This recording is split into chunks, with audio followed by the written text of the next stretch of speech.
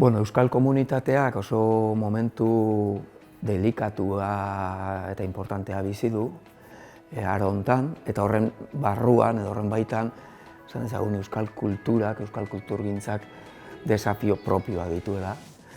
Eta horiei erantzuteko behar dugula edo behar duela euskal kulturak esan dezagun prestakuntza sendoa duten eragile sorta bat formatzea. Eta nolabait euskal kulturaren eragile izango diren pertsona horien harrobia sortzen da euskal kulturaren eragiletza master hau, ez da.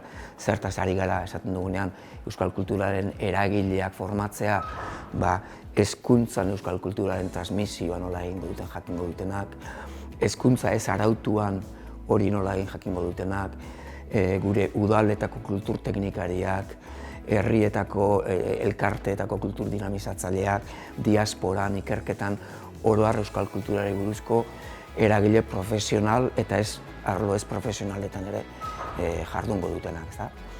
Honetarako masterrak izango du batetik formazio teoriko sendo bat, ahalik eta sendoena, euskal kultura zer den, nondik gatozen, zertan garen, nora goazen, nora joan gaitezken, eta bestetik arloetako adituekin sakontzea gauza zehatzagoetan, hezkuntzan transmisioa nola egin, kultur teknikaritza nola egin herrietan, herria nola dinamizatu, diasporan, hainbat arlotan, ez da.